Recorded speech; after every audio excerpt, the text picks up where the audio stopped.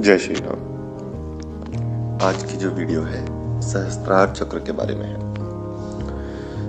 षट चक्र के भेदन के बारे में, षट चक्रों के बारे में मैंने आपको बता दिया है। एक शास्त्र है षट चक्र भेदनम संस्कृत में, उसमें 6 चक्र की ही बात करते हैं, सहस्त्रार चक्र की बात नहीं करते, क्योंकि कुंडलिनी जो ऊपर उठती है वो इन 6 चक्रों को ही भेदते हुए निकल बढ़ती है और सहस्त्रार तक पहुंचती है। तो इसलिए भेदने का अगर रूप कहा जाए तो केवल 6 चक्र ही भेदे जाते हैं।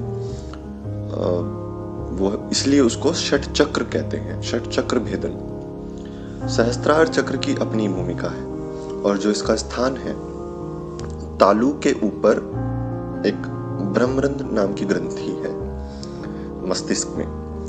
ब्रह्मरंध्र के ठीक ऊपर इसका स्थान बताया गया है सहस्त्रार चक्र का। इसका नाम सहस्त्रार क्यों है वो भी आपको बताएंगे। ये समस्त शक्तियों का केंद्र होता है, रंग बिरंगे प्रकाश से युक्त होता है। 1000 दल होते हैं इसके, यानी 1000 पंखुड़ियां तक इसकी होती हैं, इस कमल की, इस फूल की, इसलिए इसको सहस्त्रार बोलते हैं। इसके जो पंखुड़ियां हैं उसके सभी स्वर, सभी अक्षर जो हैं, जितने भी अंग हो गया, वम हो गया, ट ग ह थ, जितनी भी हमारे जो अक्षर प्रणाली है, वर्ण प्रणाली है, वो सभी विद्यमान है। यही इस चक्र की ध्वनियां भी हैं। इस चक्र का जो तत्व बीज है वो विसर्ग है। बिंदु जो है इसके तत्व बीज की गति है, इसलिए बिंदु ही इस बीज का वाहन है, सहस्त्रार का।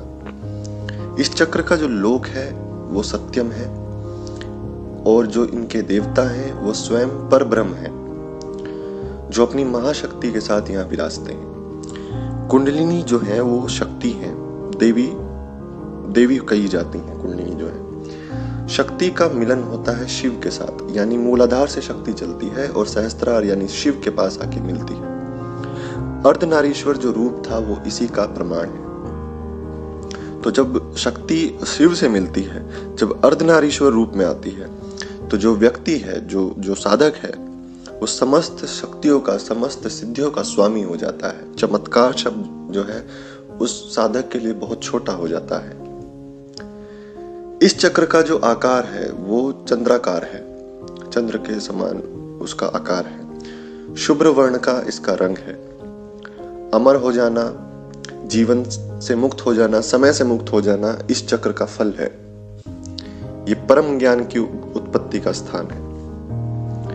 यही समस्त शरीर का संचालन केंद्र करता है, मस्तिष्क में यही संचालन करता है, योग की दृष्टि से अगर देखें तो। और आधुनिक विज्ञान की दृष्टि से स्मृति क्षेत्र जो है यही कहा गया है, यानी कि जहाँ पे याद बनी रहती है, जहाँ पर हमारी स्मृति बनी रहती है। हिंदू समाज में कपाल क्रिया एक किया जाता है दाह संस्कार के समय। उसमें क्या होता है, जब दाह संस्कार होता है तो कपाल को तोड़ दिया जाता है। इसका कारण ये है ताकि जब किसी का जब नया जन्म हो तो उसको पिछले जन्म की स्मृति ना बनी रहे। यही कारण है कि कपाल को तोड़ा जाता है। अब मैंने इसलिए कहा कि आधुनिक विज्ञान की दृष्टि से स्मृति क्षेत्र जो है सहस्त्रार ही है, जो मस्तिष्क में है। इसलिए कपाल को हिंदू समाज में तोड़ देते हैं दाह संस्कार के बाद, क्योंकि यहाँ पे स्मृति इसकी बनी रहती है। सहस्त्रार में स्मृतियों का सर्वथा लोप हो जाता है। योग विद्या में षट चक्र भेदन जो मैंने बताया उसकी परंपरा है। जो षट चक्र हैं, यानी कि पृथ्वी, जल, अग्नि, वायु, आकाश, ये उसका मन, ये इसका प्रतिनिधित्व करते हैं। कुंडलिनी शक्ति ऊपर उठती है, सहस्त्रार से मिलती है इन 6 चक्रों को भेदते हुए, किंतु उसे भेदे बिना पुनः वापस मूलाधार में योगी जो है उसको ले जाते हैं। सहस्त्रार को ज्यादातर योगी जो है मृत्यु के समय या मृत्यु से पहले भेदते हैं। ऐसा बहुत से योगी करते हैं, लेकिन जब तक उनकी मृत्यु नहीं आ रही, देखो उच्च कोटि का साधक है, उच्च कोटि का योगी है, उसे पता रहता है उसकी मृत्यु कब आने वाली है। उससे पहले वो सहस्त्रार को भेदते नहीं हैं। वो सिर्फ क्या करते हैं, मूलाधार से चलते हैं और आज्ञा तक ले जाते हैं, फिर आज्ञा से वापस मूलाधार तक ले जाते हैं। इस क्रिया को ये कई बार दोहराते हैं।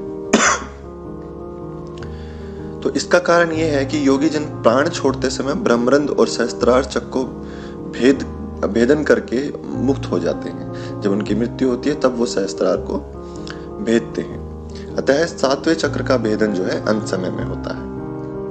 6 चक्रों को भेदने और पुनः वापस लौटने में कुंडलिनी जो है अपने मार्ग में ये कह लो कि 100 दल यानी कि 100 पंखुड़ियों का रास्ता तय करती है। अब ये 100 पंखुड़ियां कैसे हो गई? मूलाधार के 4, स्वादिष्ठान के 6 बताए थे हमने, मणिपुर के 10, अनाहत के 12, विशुद्ध के 16 और आज्ञा चक्र के 2, 50 हो गए। और जब वापस इसको मूलाधार तक ले जाते हैं तो फिर 50 हो गए। तो 50-50 पूरे 100। और ये प्रक्रिया जो है कई बार दोहराई जाती है। 10 गुना अगर हम इसको कर दें तो सहस्त्रार शब्द बनता है। इसीलिए इस चक्र का नाम सहस्त्रार चक्र है। और यही सहस्त्र चक्र दलों का रहस्य है। इसकी सहस्त्रार पंखुड़ियां हैं, 1000 पंखुड़ियां हैं। समस्त शक्तियों का केंद्र होने के बाद, समस्त शक्तियों का केंद्र होने के नाते ये सहस्त्रार चक्र के कमल जो है तर्क संगत है, जितने भी इसकी पंखुड़ियां हैं। इसी सहस्त्रार चक्र में सदैव अमृत बरसता रहता है, जिसका पान योगी जन करते हैं। जिस समय ये अमृत स्राव बंद हो जाता है उस समय मान के चलो आपकी मृत्यु हो जाएगी, शरीर नष्ट हो जाएगा, सांसें रुक जाएंगी। तो ये इस समय भी आपके अंदर अमृत बरस रहा है। जरूरत है तो सिर्फ वहां तक पहुंचने की और उसका पान करने की। यही सहस्त्रार चक्र जो है प्रकृति और परापुरुष यानी कि पर ब्रह्म का स्थान है। यानी कि शक्ति आके यहाँ पर विराजमान हो जाती है शिव के साथ। ये सहस्त्रार चक्र जो है इन दोनों का स्थान हो गया। तो आज्ञा चक्र की मैं अगर बात करूं, आज्ञा चक्र से ऊपर महानाद है, जिसके ऊपर शंखिनी नामक नाड़ी है। उस नाड़ी के आगे वाले भाग में शून्य स्थान में ब्रह्मरंध्र है। इस ब्रह्मरंध्र में ही सहस्त्रार चक्र का कमल जो है अधोमुख अवस्था में स्थित होता है। ठीक ब्रह्मरंध्र के जो अधोमुख अवस्था में ये आज्ञा चक्र स्थित होता है। इसलिए बहुत से विद्वान जो है सहस्त्रार चक्र को ब्रह्मरंध्र भी कह देते हैं। यही प्राण और मन के स्थिर हो जाने पर समस्त वृत्तियों को निरोध समाधि संभव इससे उत्पन्न हो जाती है। योगी समाधि की स्थिति में आ जाता है। इसी सहस्त्रार के मध्य स्थित चंद्रमंडल में हंस या फिर आप कहो अंतरात्मा का वास है। अच्छा, आपने देखा होगा बहुत से योगीजन समाधि ले लेते हैं, शरीर छोड़ जाते हैं। वो यही करते हैं, शरीर छोड़ने से ठीक पहले वो समाधि अवस्था में कहते हैं कि भाई हम तो समाधि में जा रहे हैं। और लेकिन वो करते क्या है, वो आज्ञा चक्र पर कुंडलिनी को लेके आते हैं और फिर सहस्त्रार तक उसको ले जाते हैं। और फिर अब इसी जो अमृत रस टपकता है उसको बंद कर देते हैं। ये समाधि की बहुत अंदर की प्रक्रिया है। मैंने आपको मोटे शब्दों में बताया है कि समाधि किस तरीके से ली जाती है। मैं पूरा डिटेल में बहुत मुश्किल से बता पाऊंगा, तो मोटे मोटे शब्दों में बता दिया है कि समाधि जब लेता है कोई योगी तो कुंडलिनी के 6 चक्रों को भेदता हुआ जब सहस्त्रार की तरफ जाता है तो अमृत रस का पान करता है, ताकि उसको दोबारा से जन्म ना लेना पड़े। वो जीवन मृत्यु से, समय चक्र से मुक्त हो जाए। उस अमृत रस को पान करने के बाद वो उस अमृत रस का स्राव को बंद कर देता है। और जैसे ही वो अमृत रस जो है उसका स्राव बंद हो जाता है, योगी की मृत्यु हो जाती है उस समाधि अवस्था में। तो वो जिस अवस्था में बैठा होता है, जिस पोजीशन में, वो वैसे ही बैठे रहते हैं। तो उनके जो शिष्य हैं वो उनका उसी वैसे ही उनके शरीर को उठा के उनका अंतिम संस्कार करते हैं। तो ये समाधि होती है। समाधि में ये होता है।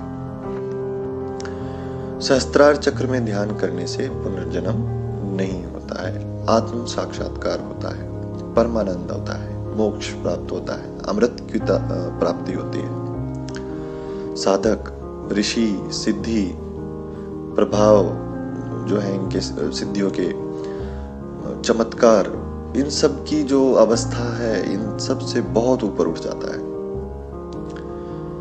बहुत से योग ग्रंथों में, अन्य तंत्र शास्त्रों में, उपनिषदों में ऐसा कह देते हैं कि 8 चक्र हैं, 9 चक्र हैं, और जो है भी बहुत से लोगों को केवल यही पता है कि 7 चक्र हैं, पर ऐसा नहीं है। चक्र बहुत सारे हैं, 9 से ऊपर भी चक्र बताए हैं, लेकिन ये सब जो है इन्हीं 7 चक्रों का ही एक हिस्सा है। तो इसलिए जो मुख्य चक्र है वो ये 7 चक्र है तो 7 चक्रों से ज्यादा इस शरीर के अंदर, लेकिन सब के सब इन्हीं 7 चक्रों का हिस्सा है।